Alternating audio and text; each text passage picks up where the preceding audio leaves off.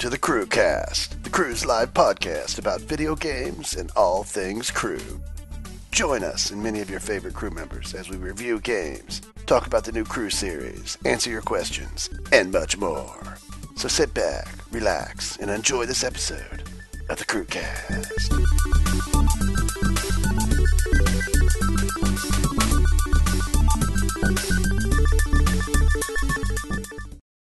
Welcome to the Crewcast, Episode 3, recorded on the 2nd of May 2013. Today we have myself, Gizmo, Bellbuzz, lovely Piper Bunny, Kamanasuki, and Danny Duffman. We're going to go straight into the gaming news.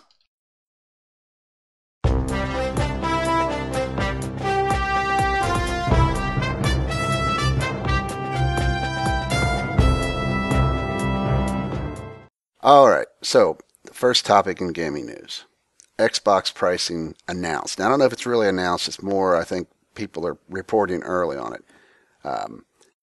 But what they're saying is there's going to be two versions of the Xbox, 720, Infinity, whatever this thing's going to be called, that you can buy. The first one is $499, and that is pretty much like what you would buy now. You know, it's going to be the console, controller probably, and, that's probably about it. I don't know if they'll bundle any games, probably not initially. There's also a version that's $299, so you save $200. But you have to commit to a 2-year Xbox Live Gold at a price of $10 a month. So that's $120 a year. 2 years, that's $240. So you're actually spending $40 more going that method, but you do get the ability to purchase it at a cheaper price. So what do you guys think about the pricing and the fact that there's these two options now? I like the pricing. But I would probably go for the more expensive one because right now I pay £5 a month for Xbox Live, and I don't really feel like paying the extra £5 or whatever it would be for a plan to pay more money than it would be for just buying the standalone version of the Xbox. That's my feelings on it. I'm probably not going to get them as they come out anyway. I'm probably going to wait for ages till they're really cheap. Yeah, like this. I think for me, I usually get the live 1-year cards like on Newegg when they're on sale. So I usually pay a lot less than what they normally go because I always get it when it's on sale. So for me, I'd probably go with the full price model. I mean, I could see. If you're going to be paying the normal Xbox Live price, it would save you initial money early. And if you keep planning on having Live, then, you're going to be paying it anyway. But, it all depends on how great a deal you get on Live. If you can get a better deal, it's probably better to just go ahead and pay for the full console. Now, none of that's set in stone, so we'll see how things go. But in a sense, they're moving towards, here in the States, I don't know how you guys handle things in the UK, but our cell phone carriers always give us the phones at really cheap prices, but you have to commit to a 2-year contract. Yeah. Yeah, that's how it's like over here for us. So, interesting idea. I mean, the one thing I would love to see is the Xbox not have to have Live to do certain things, like, Netflix and stuff like that. But I don't think Microsoft's going to go that route. All right, next topic. Minecraft Pocket Edition has sold over 10 million copies now. So wow. The PCs, I think, already hit that milestone itself. So the Pocket version's caught up. So what do you guys think about that? Crazy. Crazy good, but just crazy. I still can't get over how people can play Minecraft on, their phone. I don't get it. I tried the cheap version, the free version. I just couldn't get on with it. You see how, if you're on, a train or something and you think, oh, I'm bored, I want something to do, Minecraft. If you're on a plane, oh, I'm bored, oh, Minecraft. If you're, going on a bus, oh, Minecraft. Drains my battery, though. Don't forget, too, though, just because it says Pocket Edition, it's not a phone in all cases. People have tablets. That's true. So there's a lot of people, Lizzie has a Galaxy Nexus 10, and she plays it Paige has a Kindle Fire, I think HD, I'm not positive. She plays it with Lizzie on that, and there is a couple of them who have it on like the smaller iPods, the touches. But there's a lot of tablets out there, be it iPad, be it all the different Android tablets, the Kindles, the Nooks, and all that. So there's a lot more than just phones in that. But it works fine on my phone. I don't really see it doing anything major battery-wise than any other game would. It's kind of like Minecraft is in itself a babysitter. So you get like a tablet and just get Minecraft for the kids and be like, here you go, play this for like 2 hours. You're sorted. Easy job. You're going to be a great dad. Is there something you need to tell us, Giz? What? Oh no, I didn't mean that. Gizmo, are you expecting? No. Okay, just checking. Gizmo is so straight when he answers those questions. What's funny too now is I do think, from what Jeb and Dinnerbone and others have said at Mojang, they're looking at kind of moving the Pocket Edition more close to the PC Edition. I mean, it's never going to be the same, but they're really putting an effort to make the Pocket Edition more like the PC version. So that's a good thing. And I know they're talking about having another update to the Pocket Edition by the end of May. And I think you'll have buckets finally, which I think is an item that's been missing. No buckets? Yeah. So it looks like they're really pushing. And remember, the Pocket Edition is actually developed at Mojang. The Xbox Edition is done by a third party. Ah, okay. I wonder what the sales on the Xbox version are. Probably high. All right, so let's move on to the next subject. Now, there's a game out called Game Dev Tycoon. And it's kind of like all the other Tycoon games, but in this one, you actually run a software development company that makes games. Now, the developer of this title is Greenheart Games. And they've come up with what they think is an interesting way of handling piracy. What they did is they made a special version of this game, and they released it onto torrent sites, like probably Pirate Bay and such, so that people could pirate the game. And it's the full game, and it has all the same features, except they added one thing.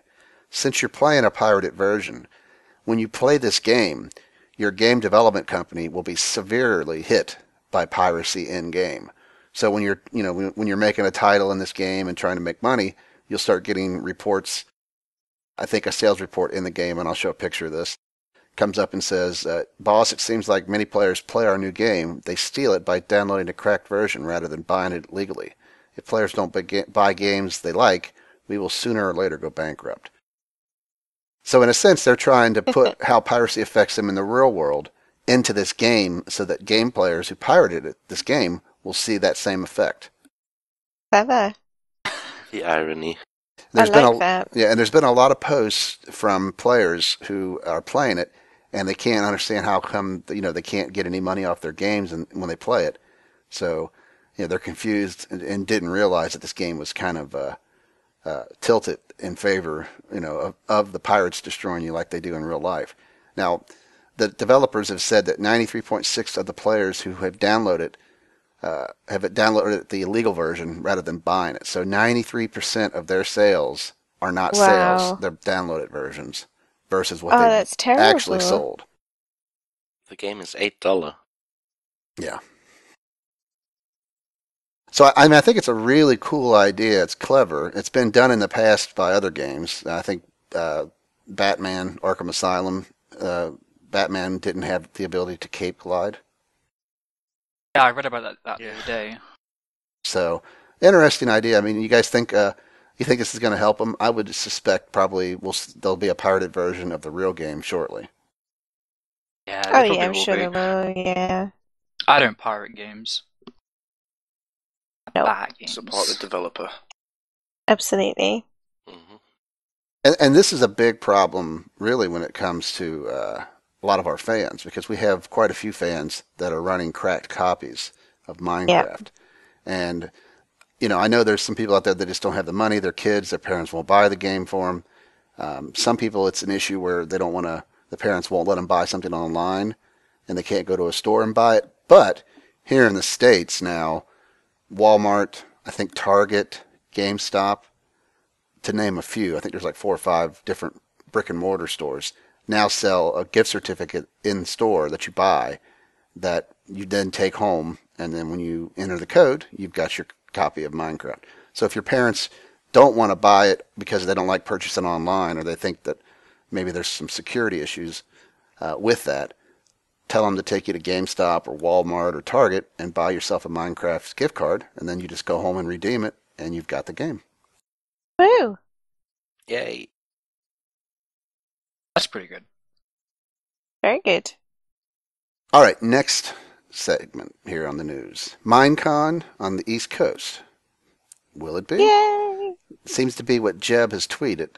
You know, we'll see where it goes. But they also have stated, he suspected that we would see an announcement before the end of the May, because the place has already been signed. Whatever place they're going it at, the contracts have been signed. Oh, that's brilliant.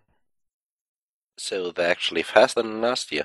Yeah, so they're going to give a lot of notice if this comes true, what Jeb is saying. Obviously, he's probably hearing it from different people there at Mojang, but I mean, obviously, he's a developer, so he could be wrong.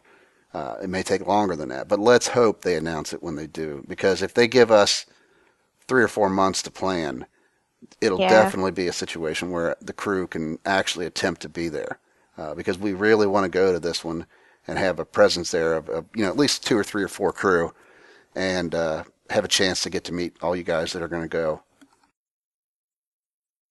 Very exciting. Let's just hope it gets announced. Like, I just worry that it's going to be the same as last year again.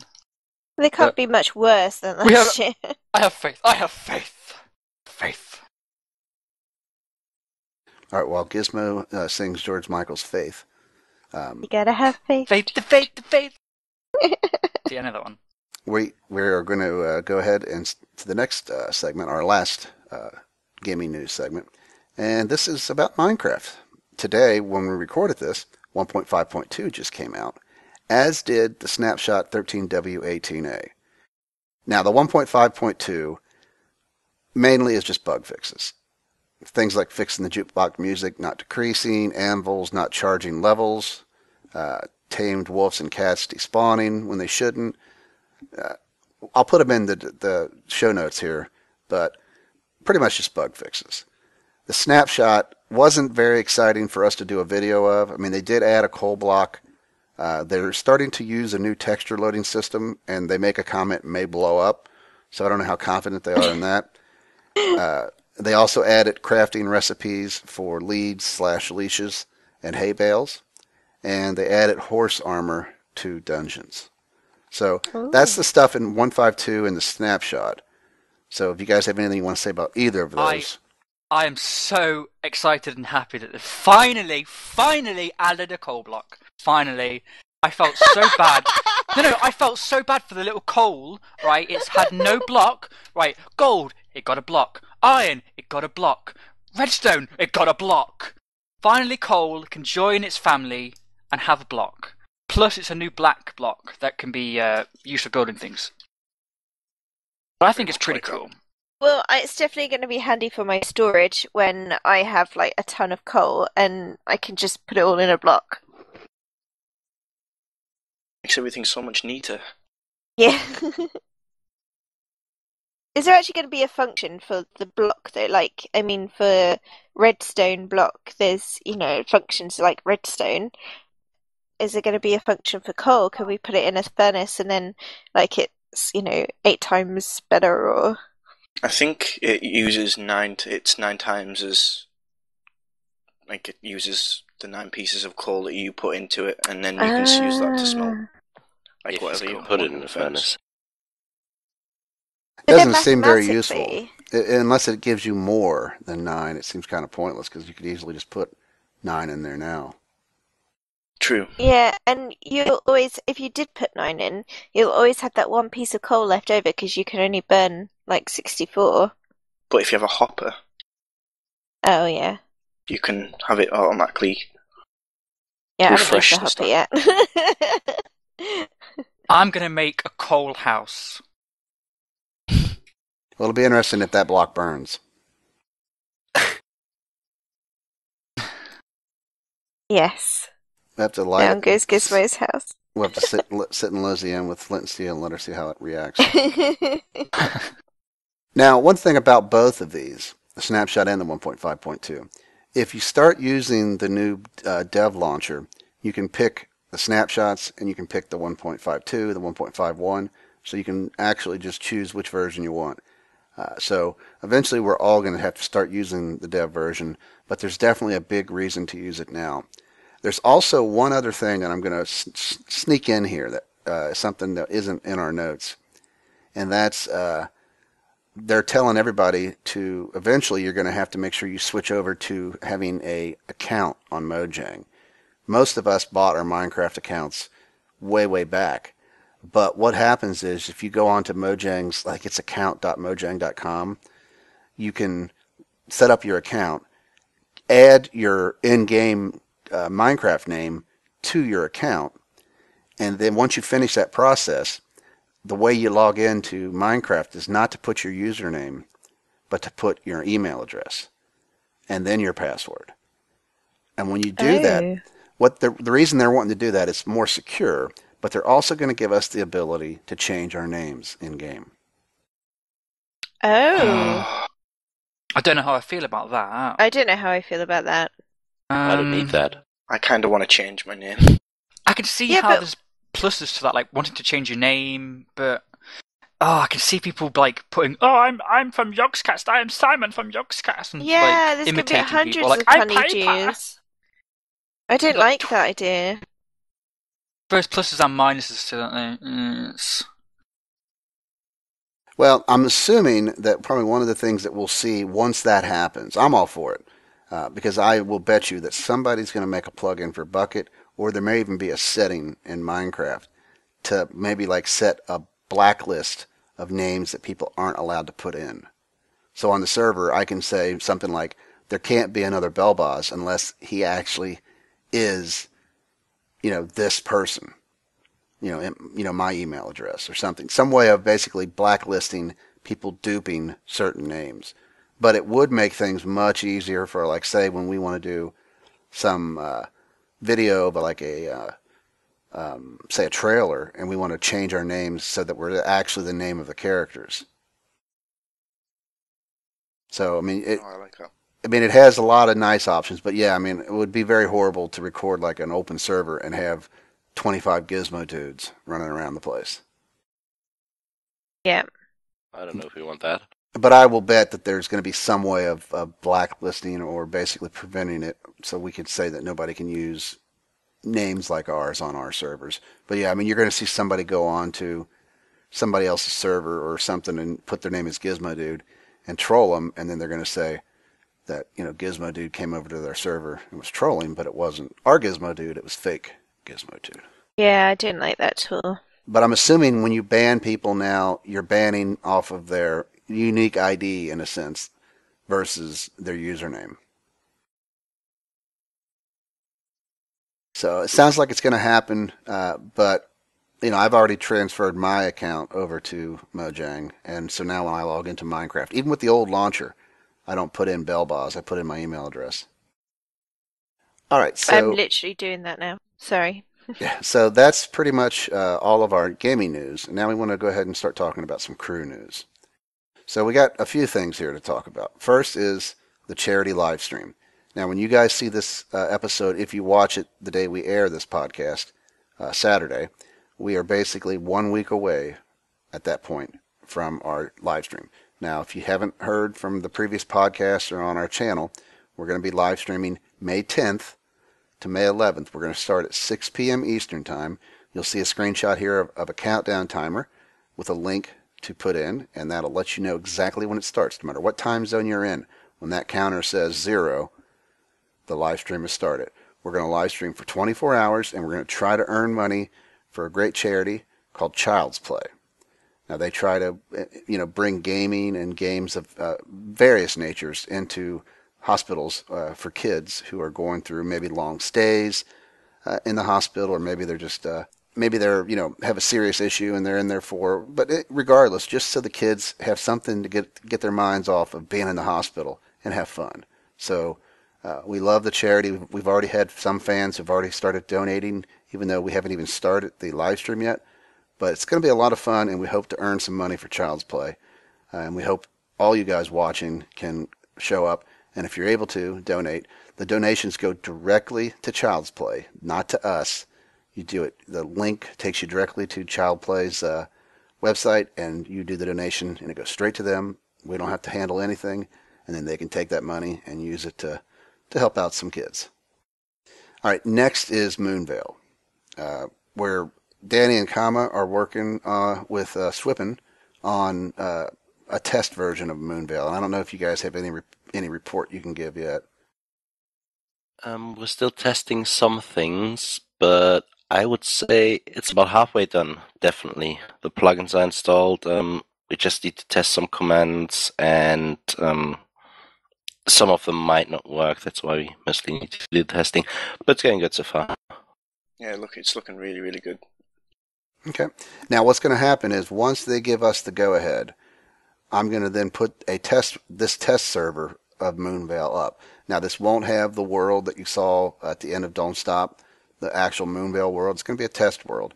But what we want to do is we want to have you guys come on, play with it, help us test everything, find any problems, any openings, glitches, security problems, or ways of breaking into somebody's land or doing something you shouldn't be able to do.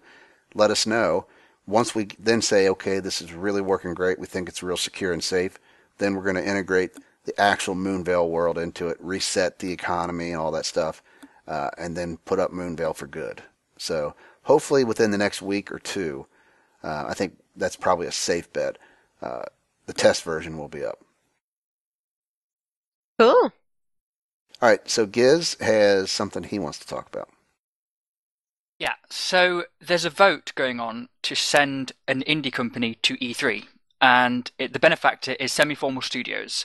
So there's a set up website, and you can vote to send an indie group to E3, and the cost is covered and everything for the indie group to have hotels and stuff and have an area in E3.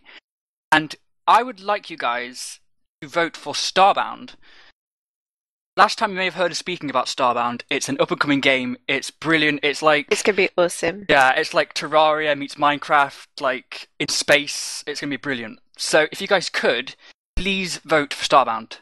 Send them to E3. I voted. Yep, so did I. Now, E3 is a gaming convention, for those you don't know. All the big game developers are there showing off their games, be it in development or close to release form. So it's kind of a big thing to be able to have an indie developer there. So it would be very nice to see Starbound, which to me is one of the most exciting games in the indie realm coming out here in the next year.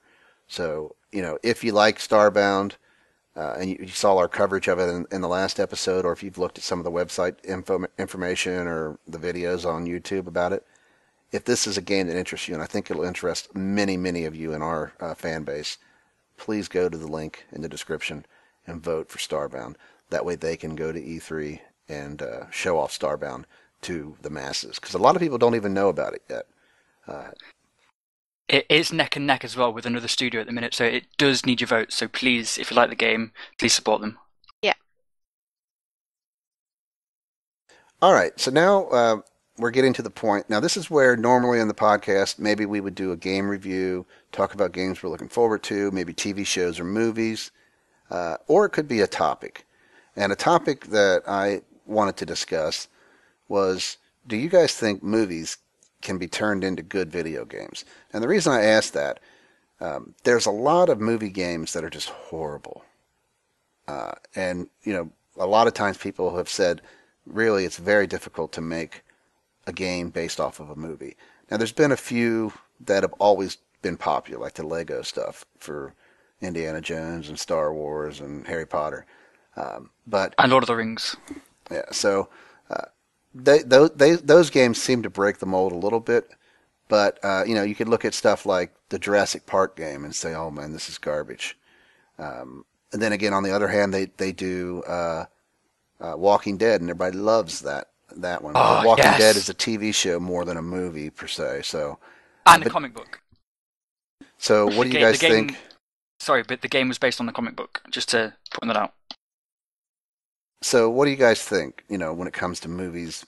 Can they be turned into good video games? I mean, is what we're seeing where there's just some that are bad, a good number that are just bad, and some that are good? Is that just the normal hit or miss for any game? Or do you think it's more difficult to make a game out of a movie?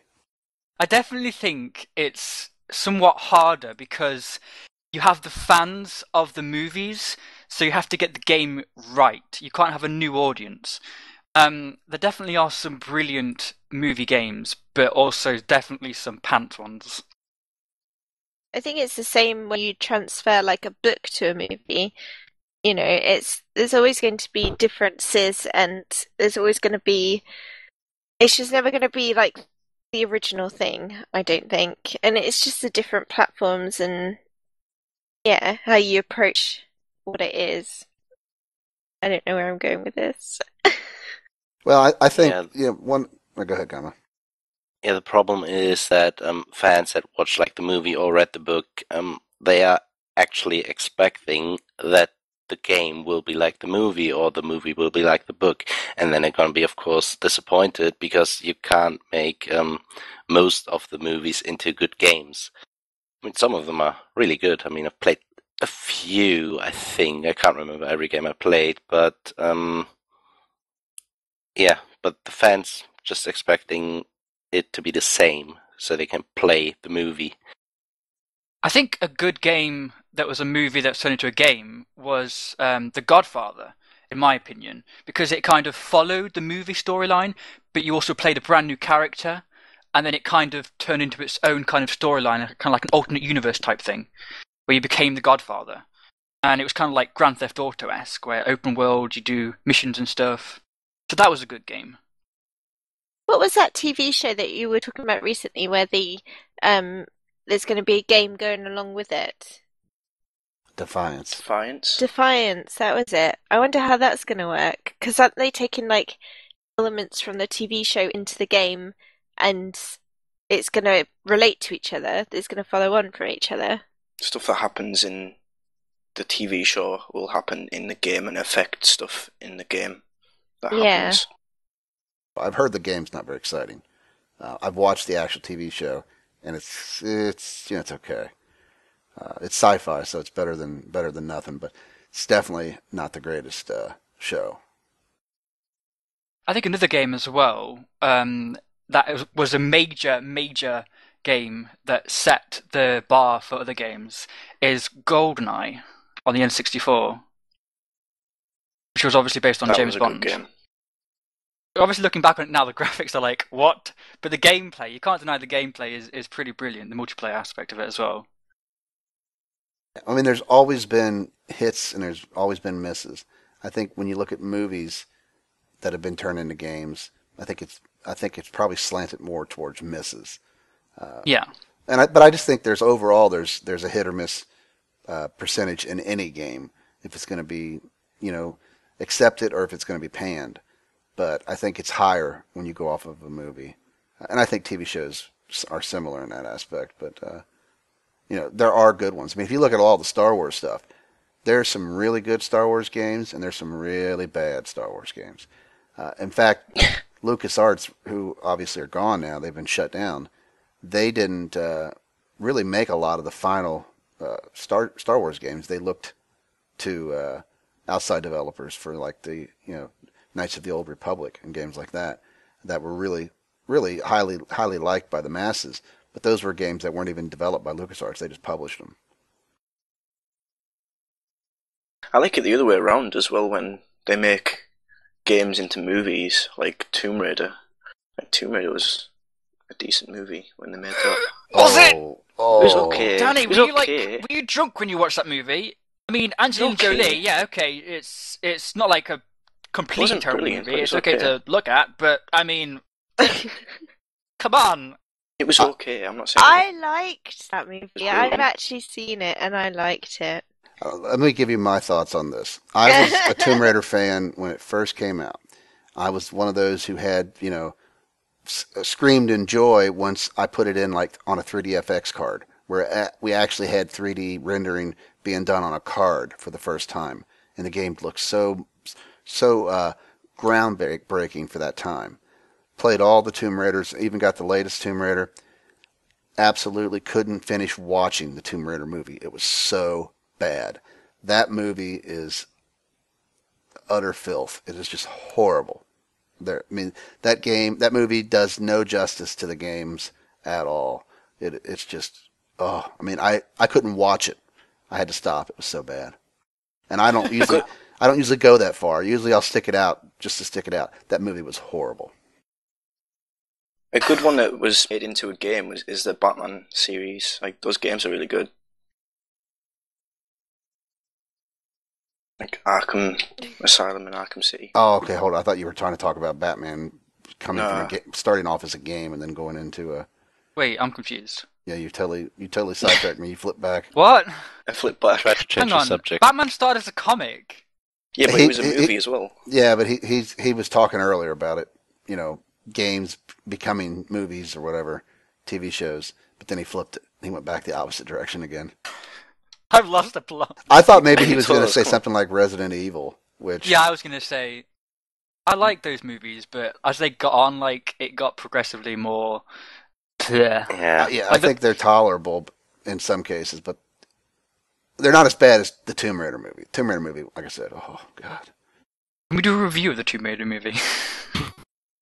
In depth. Compared to the games. Anyone who wants to, if you've never seen the Tomb Raider movie, save your money. Don't rent it. Don't even pirate the movie, please. Just play the games.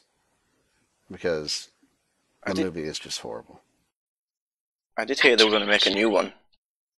So did I, actually.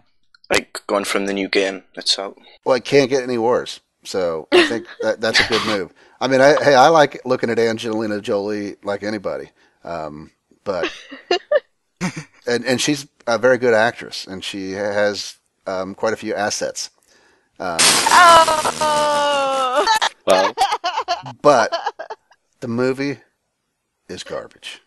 I would bet that she wishes she could go back in time and not have done that movie. I doubt it. She made herself into an action figure. Yeah. So, I mean, you know, this is definitely a topic that you can look at a lot of pluses, games that were great, that were come from movies, and you can look at games that are absolute garbage that came from movies. It's always something where I think we're always going to see because, you know, everybody's looking for a new idea for their game. And, you know, it's tough. I mean, you get people, a lot of the indie developers are the ones who are pushing the envelope and doing unique things.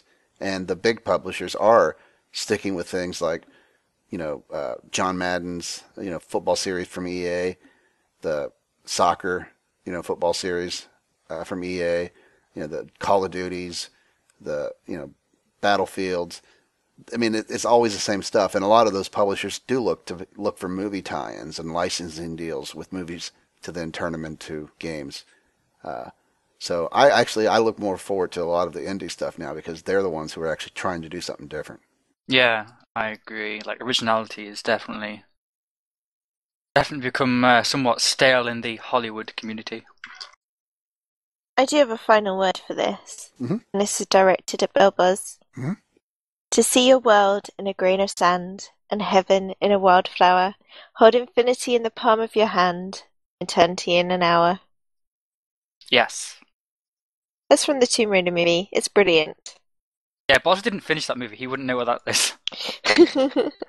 So, Although it's because actually William Blake, but yeah, so it's not from it the was Tomb in Raider the- movie. no. So, is your point that quote makes that movie better? Not better. It's just something I always remembered from the movie. So what you bring from that movie is that quote, which really doesn't have much to do with the actual movie. Pretty much. And then probably the rest of it is just Angelina Jolie in the movie for everybody else. And maybe for you too, who knows? Yeah, she's cool. I like her. Yeah, I mean, I like her too, but I just don't think like I said, the movie itself, the story, the premise of it, and just the way it was played out, it was just horrible. I really think the new Tomb Raider game would make a better. It's probably if you just played through the cutscenes and like start to finish, just had the cutscenes and didn't actually play the game, those cutscenes put together in movie form would probably be better than the first movie that Jolie was in. All right, before we start getting into too much Tomb Raider stuff, let's move on to deals of the week. Now, speaking of Tomb Raider, the new Tomb Raider game is 50% off right now.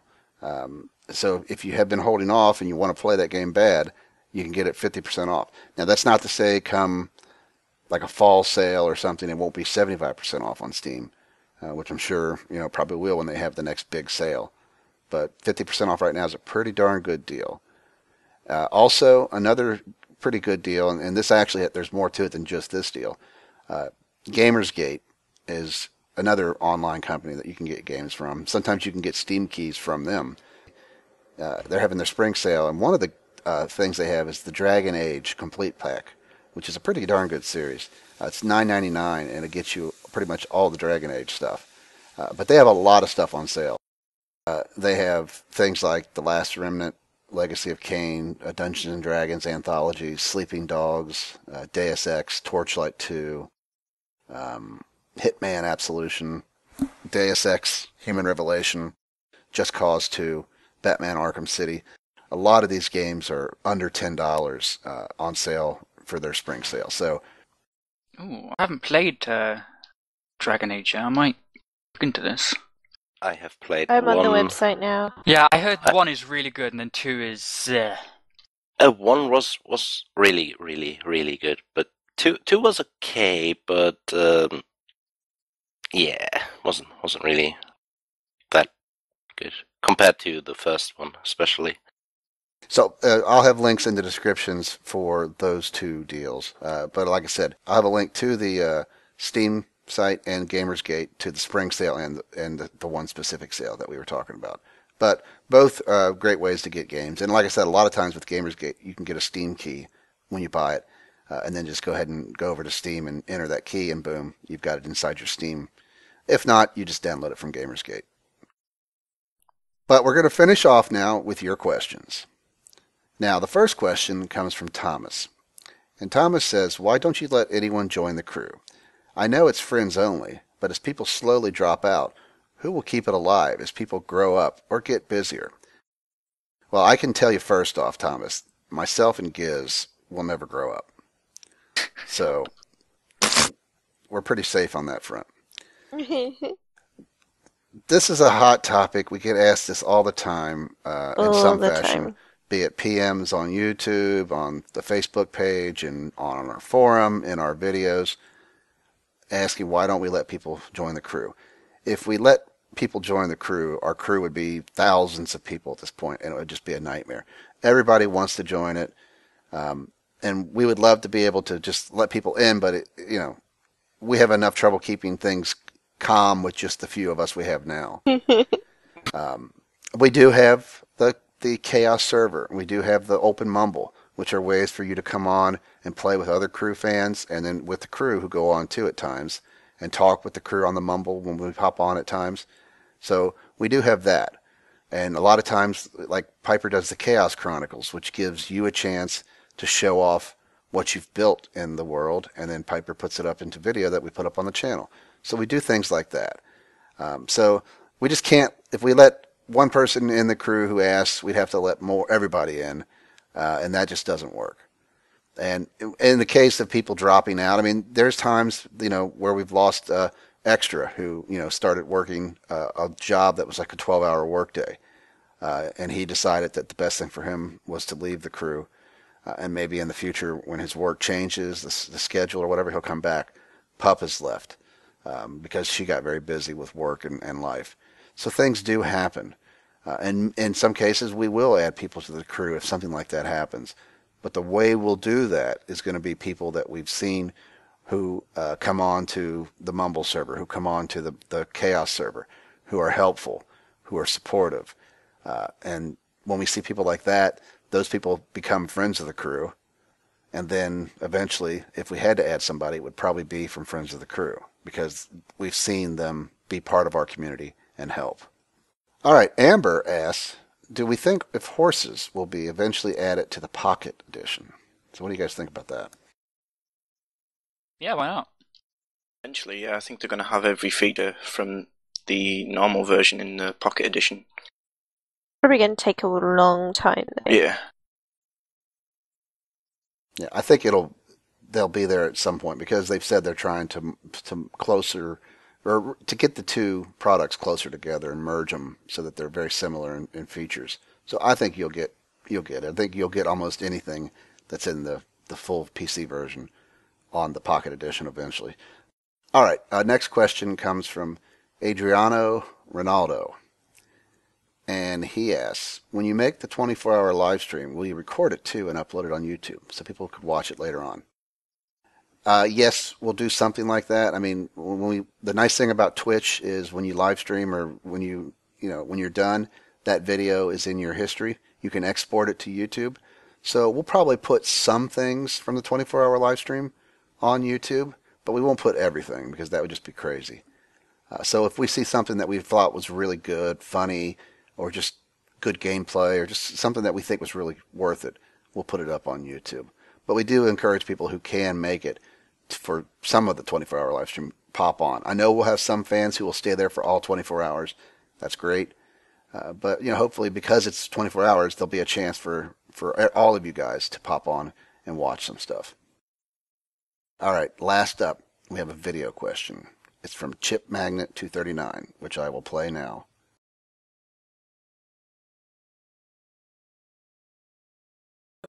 Hey, this is a question to the Crew podcast. My question is, what mod do you think should be added into Minecraft? That's like the dinosaur mod, Mo Creatures. What mod do we want added to Minecraft and why? Bye. So go ahead. We'll start with Danny. A mod that I would really like to be added that I've seen a lot of people play and it looks really, really good is Divine RPG. And it adds a ton of mobs, a ton of new ores, a ton of different dimensions. It's the vast amount of it is just huge. It's a huge mod, and it really changes like the gameplay and how you would play the game vanilla. It's just a really, really good mod. That's what I would add. Okay. Kama?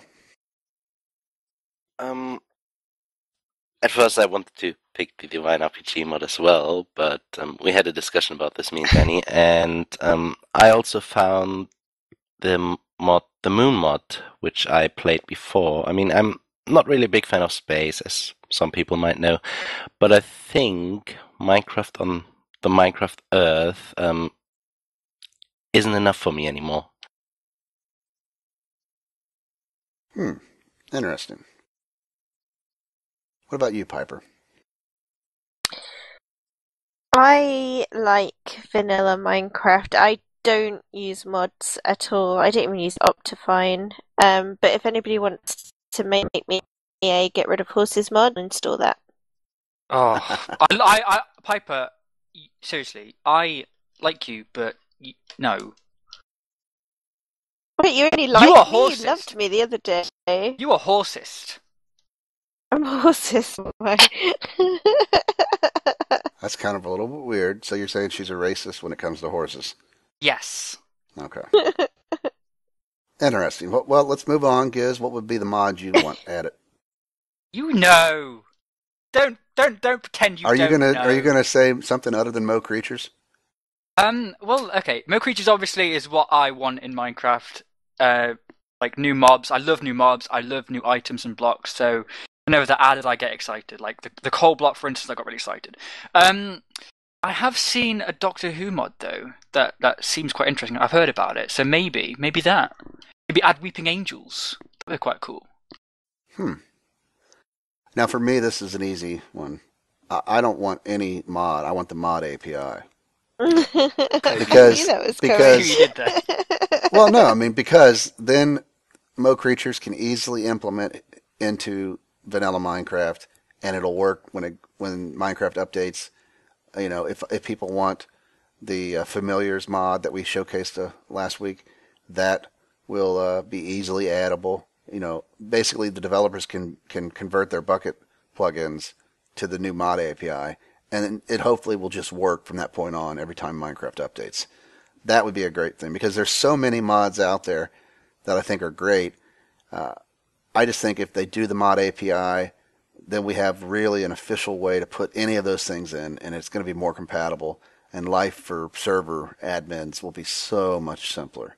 So, but other than that, I don't think I really have a mod that I like. I mean, I'm not a huge fan. I mean, things like Tekkit and I like Better Than Wolves. That's the best mod, I think, because it's pretty much self-contained, and I enjoy it. But Tekkit and Feed the Beast, they just add so many mods. Sometimes I think they put too much in.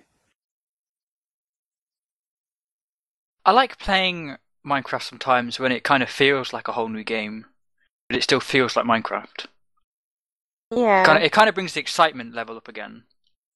Like I mean- Better Than Wolves when that all the Yeah, Stuff that we Oh. can't talk about that'll happen eventually. Oh, is it not happening? but yeah, there's some really cool stuff that happens in those videos.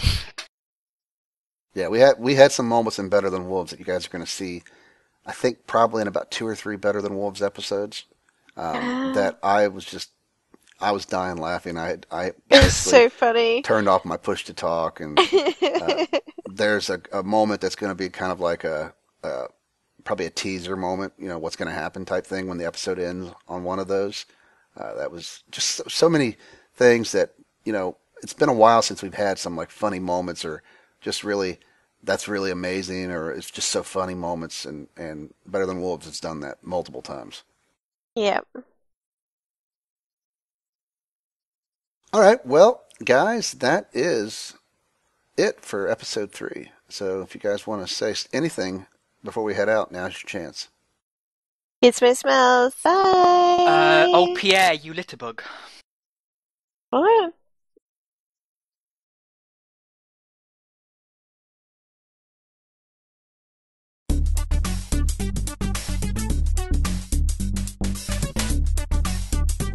Thanks for watching the Crewcast. We hope you tune in again next time.